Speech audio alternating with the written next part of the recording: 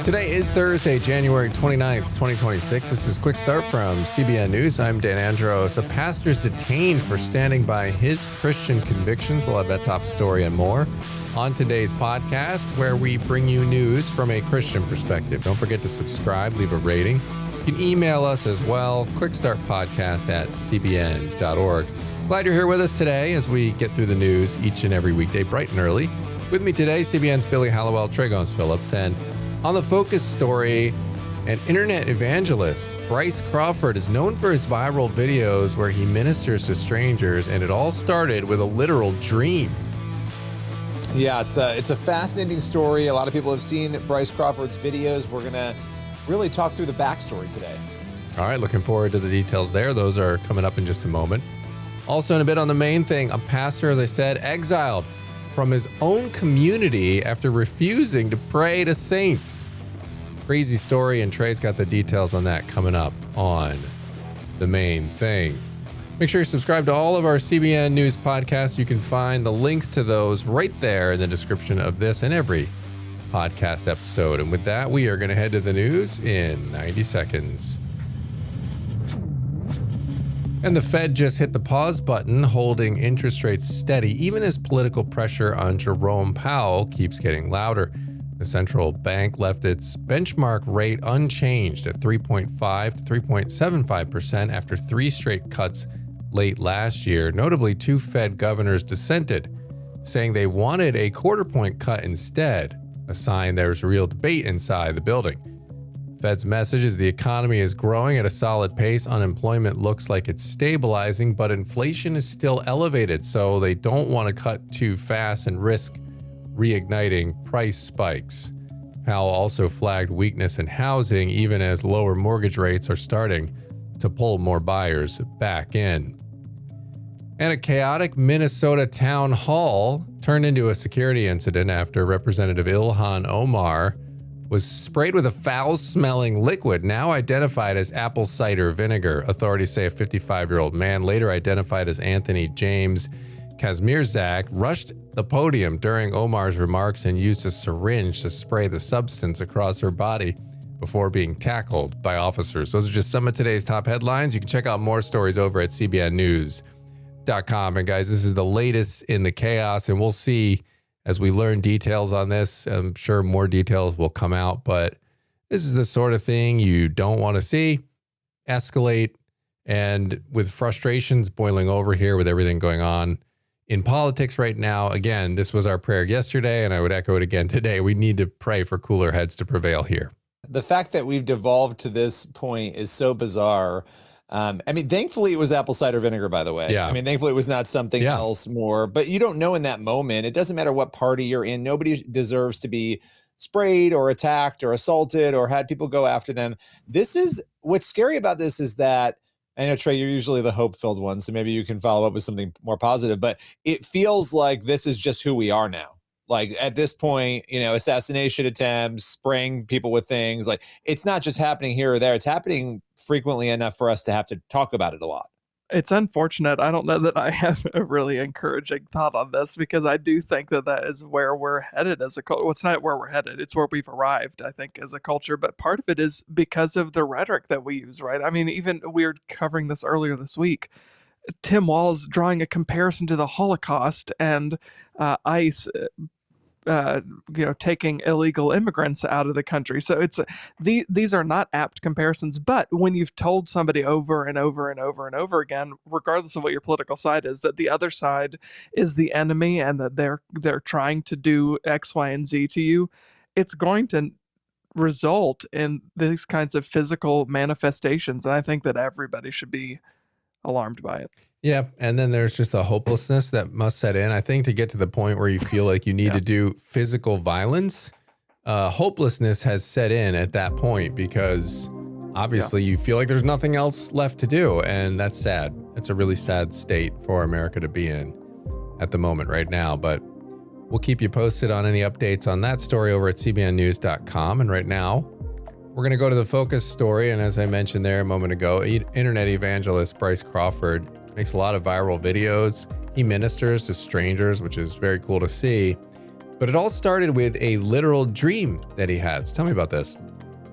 Yeah, I had a chance to sit down with him last month and chat a little bit. And we have the video over on CBN News' YouTube channel, so you can watch the full conversation. But he talked about this dream he had in May of 2023. And he said at the time in his life, in real life, he was wrestling with, what's my thing for you, God? What am I supposed to be doing? Like a lot of people, just trying to figure out, as a Christian, what he should be doing for the Lord. And he said in the dream, he saw the late Lauren Cunningham, the founder of Youth with a Mission, that he was present in the dream. And this is a guy who traveled the world for Jesus. And that imagery had a big impact on Crawford. He said, I woke up from the dream profusely crying. It was in that dream that God revealed to me to record these conversations that we are already having with people, just to encourage believers to be bold in their faith.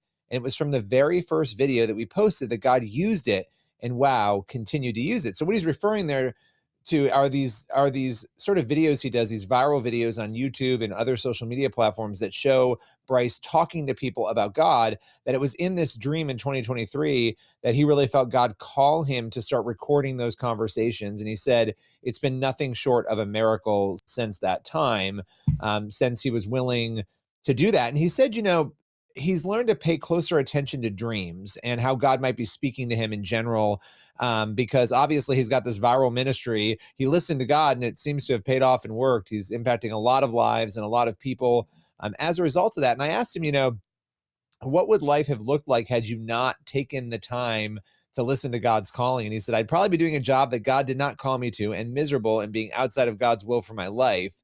I think that's what would have happened, would have not have been a great place. So I'm very grateful for saying yes.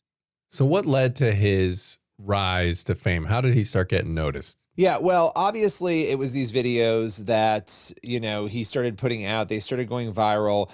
But a lot of this, it's kind of interesting because it really goes back before these videos. He grew up in a Christian home, had a Christian upbringing, but he said he struggled with a lot of hypocrisy, seeing a lot of hypocrisy. And it really caused what he described as a bitterness towards God, watching Christians not live up to what he thought they should be doing. And he said he ended up, like a lot of people, going into depression and anxiety. He said, when I was 17, I planned on taking my life because I thought it was the only way to get the pain to go away. And that night I had a supernatural encounter with Jesus where God revealed to me, maybe the reason I don't know that he loves me is because I haven't given myself a chance to love him back.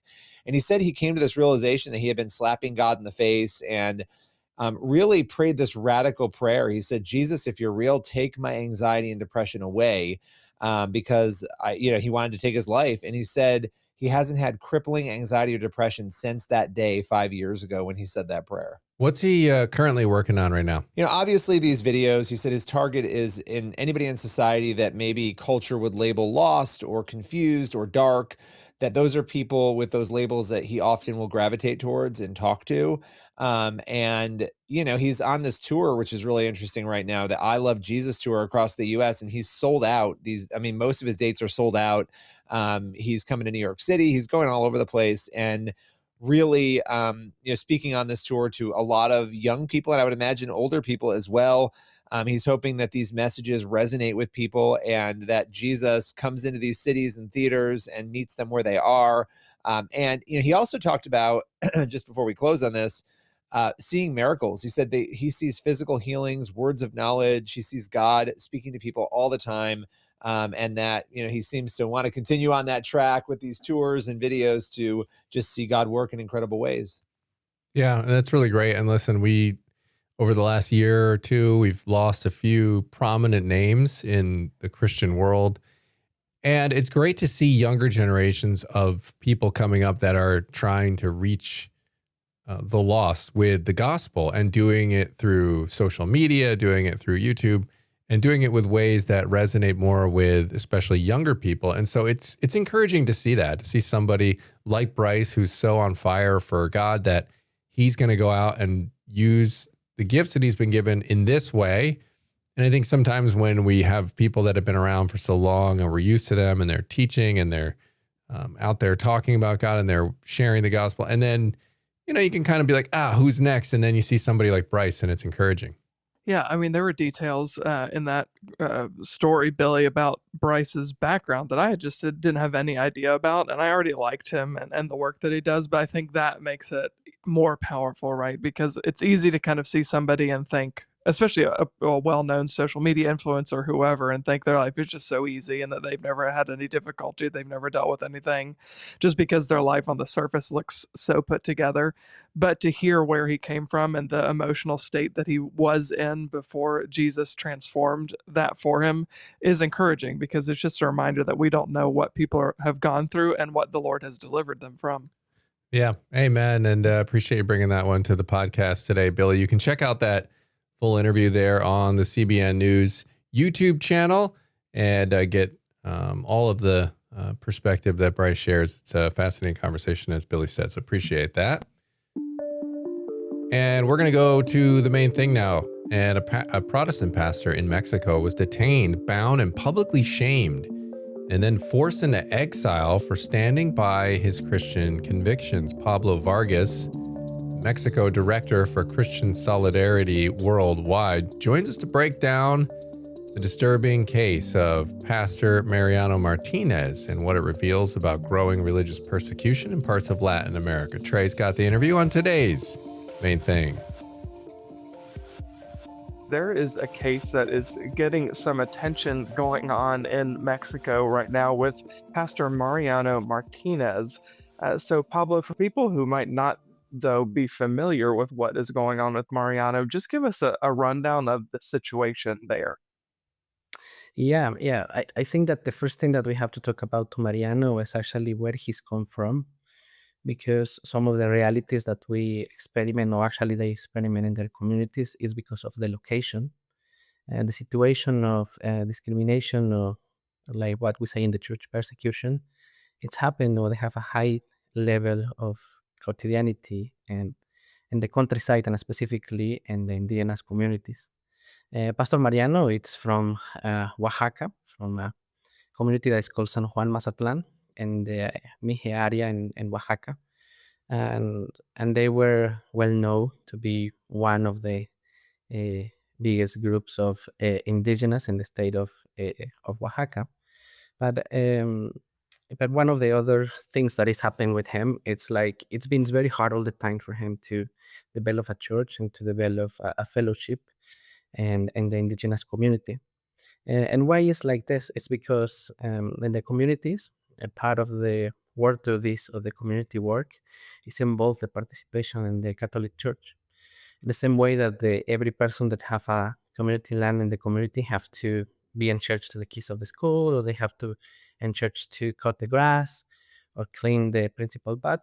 Part of that roles is include the participation and the festivities of the Catholic Church, and the service in the Catholic Church. And so it's very hard for the communities to separate and to say like, okay, this is just because you're coming from a Catholic background, you enjoy, and it's okay. But the way that the community see the freedom of religion of belief is not the same that us, because they think that if they let you practice your faith, it's the only like a right that you have. You still have to participate in the Catholic Church. And what's happened to him? And so with this background, that they have more details specifically in the area, Pastor Mariano, he was forced to participate in this celebration, this Catholic celebration. And this Catholic celebration, it was involved to buy and feed in the altar candles and flowers.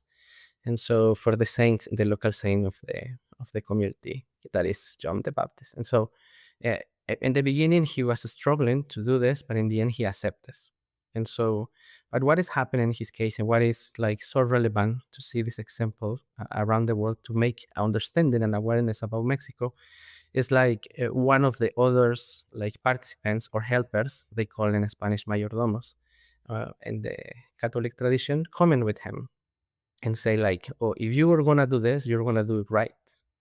And he say, what does that mean? And he say, yes, the candle is for the saint, and so you have to pray and you have to put on your knees when the saint came to this location. And he says like, no, we have an agreement and I'm not going to do that.